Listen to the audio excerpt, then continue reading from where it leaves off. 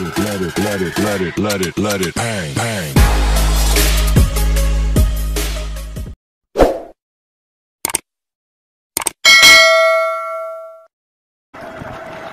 রওনা হয়েছি ঐতিহাসিক আতিয়া মসজিদের পথে।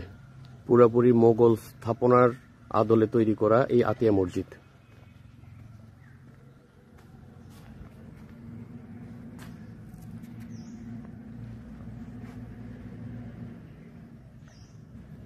এটা একটা অজুখানা মসজিদ। আতিয়া মসজিদ টাঙ্গাইল জেলার দেলদুয়ার থানার আতিয়া গ্রামে অবস্থিত। এটি বাংলাদেশের প্রায় 415 বছর পুরনো একটি ঐতিহাসিক স্থাপনা। টাঙ্গাইল শহর থেকে এই মসজিদের দূরত্ব প্রায় 6 কিলোমিটার। 1609 খ্রিস্টাব্দে এই মসজিদটি প্রতিষ্ঠিত হয়। বাইজিদ খান পন্নীর পুত্র জমিদার সাইদ খান পন্নী 1609 খ্রিস্টাব্দে আতিয়া মসজিদটি নির্মাণ করেন। 18 মিটার দৈর্ঘ্য এবং 12 মিটার প্রস্থের এই মসজিদটি পাশ দিয়ে প্রবাহমান লৌহজং নদী। আমরা এখন মসজিদের ভিতরে প্রবেশ করলাম। আতিয়া মসজিদে একটি বড় ও 3টি ছোট গোলাকার গম্বুজ রয়েছে। গম্বুজের নিচে এবং 4 কোণার 4টি পিলারে ফুটিয়ে তোলা হয়েছে চমৎকার নকশা। মসজিদটির পূর্ব দিকে 3টি প্রবেশপথ ছাড়াও উত্তর ও দক্ষিণে আরও 2টি করে প্রবেশপথ রয়েছে। লাল ইটে তৈরি আতিয়া মসজিদটি সুলতানি ও মোগল স্থাপত্য রীতির নিদর্শন দেখতে পাওয়া যায়। 18 শতকে ভূমিকম্পে আতিয়া মসজিদ ক্ষতিগ্রস্ত হলে 1837 সালে রওশন খাতুন চৌধুরী রানী এবং পরবর্তীতে 1909 সালে আবুল আহমেদ খান গজনবী আতিয়া মসজিদটি সংস্কার করেন।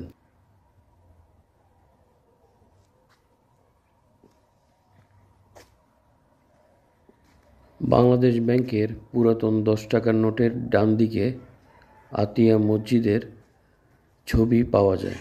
এই মসজিদের কারুকাজ সত্যি সকলকে বিমোহিত করে।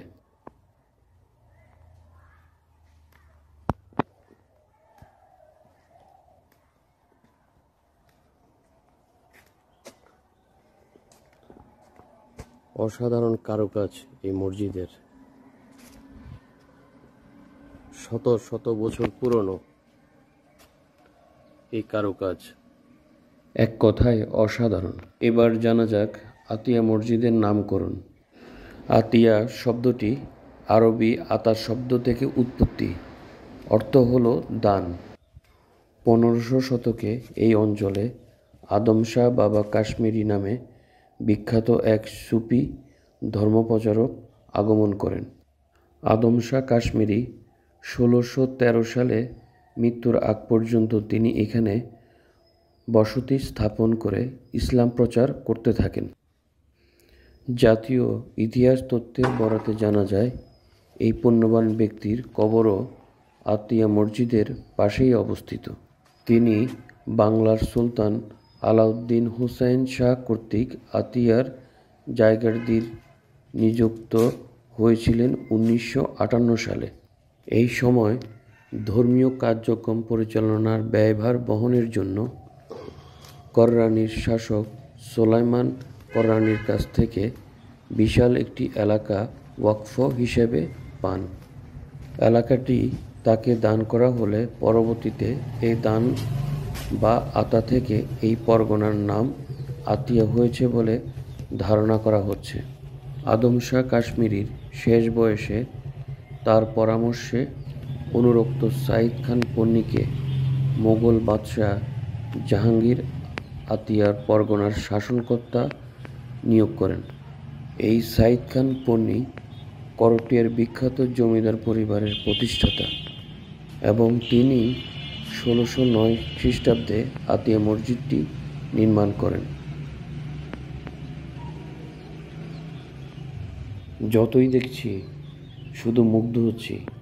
450 বছর পুরনো এই মসজিদটি সেই আগের মতো জৌলস আবেদন সেই আগের মতোই আছে।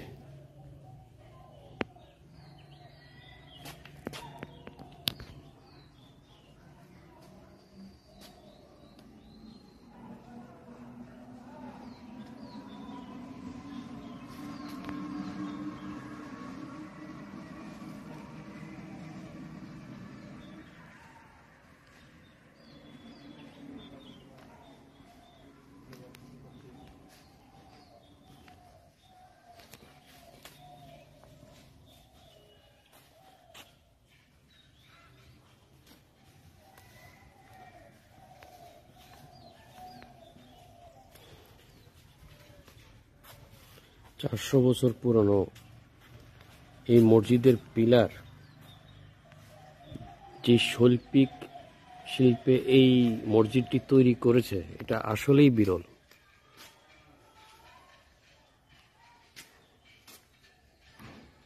অসাধারণ কারুকাজ।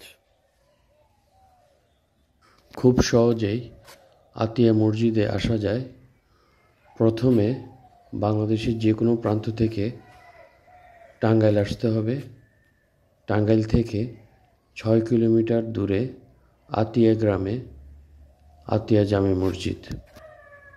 একটা মেসেজ সবার জন্য, কম বেশি আমরা সকলেই ভ্রমণ করতে ভালোবাসি। তাই ভ্রমণ মানুষকে ভাবায়, ভ্রমণ মানুষকে মানুষের সাথে মিশতে শেখায়। ভ্রমণ করা বা আল্লাহর সৃষ্টি দেখা সুন্নত। ভ্রমণ মানুষের জন্য বেঁচে থাকার একটা প্রেসক্রিপশন। তাই নিজের দেশটাকে আগে দেখুন এবং ভালোবাসুন। তবে খেয়াল রাখতে হবে আমার দ্বারা আমাদের দেশের সম্পদের কোনো ক্ষতি যাতে না হয়।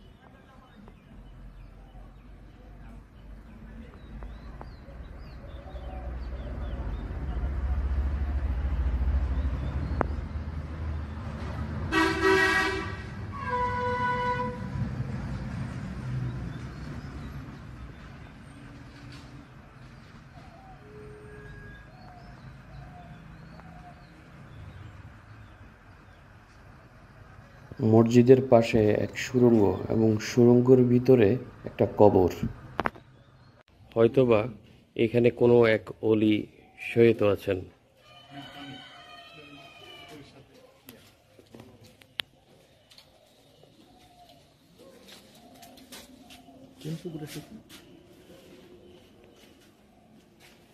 কি ছিল এর ভিতরে? সুরঙ্গ